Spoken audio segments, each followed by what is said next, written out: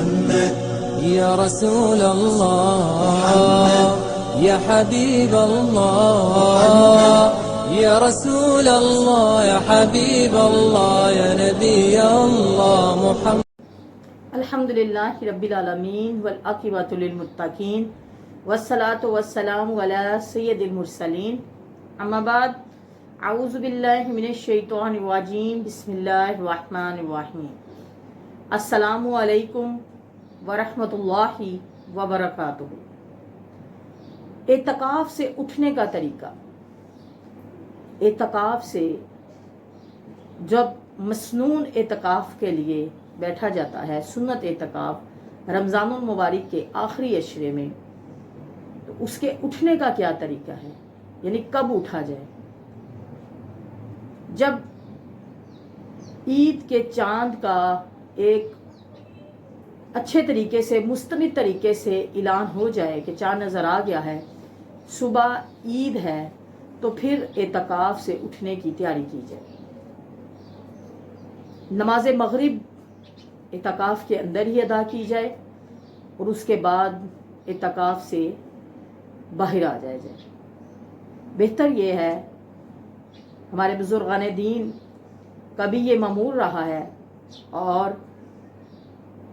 ذاتی طور پر اپنے بزرگوں کو بھی یہ دیکھا ہے، اپنی والدہ کو بھی یہ دیکھا ہے کہ اعتکاف سے اٹھنے سے پہلے اگر آپ نے 27ویں رات کو یا کسی اور دن جتنی بھی آپ نے پڑھائی کی ہے اس کو نہیں بخشا یا اصالہ ثواب نہیں کیا، تو بہتر یہ ہے کہ اعتکاف سے اٹھنے سے پہلے آپ نے جتنی بھی کلام پاک پڑھی ہے اس کا ثواب بزرگان دین اپنے مرحومین سب کو بخش دیا جائے اور سب کے حق میں دعا کی جائے، اور اللہ تبارک تعالیٰ سے جو 9 دن 10 دن لو لگائی ہے، اللہ تعالیٰ سے رو رو کے دعا مانگی جائے کہ یا اللہ کہ ان راتوں کے اور دن کے بیٹھنے کے صدقے سے مغفرت فرمائے. اور بالکل اچھے طریقے سے 29ویں کا اگر چاند ہو، جب اعلان ہو جائے تو پھر جو ہے اٹھا جائے، اور اس کے اٹھ کے سب سے جس طریقے سے استقبال کیا جاتا ہے، گھر والے استقبال کرتے ہیں، اگر مسجد میں مرد حضرات ہوں تو ان کو استقبال کیا جاتا ہے کہ یہ اللہ کے مہمان ہیں. کیونکہ حدیث شریف میں آتا ہے جو کوئی اللہ کی رضا کے لیے اعتکاف کرتا ہے، اس کا مفہوم یہ ہے کہ اس کو 2 حج اور 2 عمروں کا ثواب ملتا ہے. تو جس طرح حاجی حضرات سے انسان ملتا ہے کہ یہ اللہ کا گھر دیکھ کر آئے ہیں، اسی طرح جو اعتکاف پر بیٹھ جاتے ہیں وہ اللہ کے مہمان ہوتے ہیں، ان سے بھی ملا جاتا ہے کہ انہوں نے 9 دن 10 دن اللہ تبارک تعالیٰ کا قرب حاصل کیا ہے، اللہ کے مہمان بنے ہیں، اللہ کی عبادت کی ہے. تو معتکف کو یہ چاہیے کہ سب کے حق میں دعا کرے، اپنے لیے دعا کرے، اور اپنی تمام غلطیوں کوتاہیوں سے کی اللہ سے معافی مانگے، اور اللہ تبارک تعالیٰ سے صحت و عافیت کے ساتھ دوبارہ بھی اگر اللہ ہمت دے دوبارہ بیٹھنے کی بھی نیت کرے.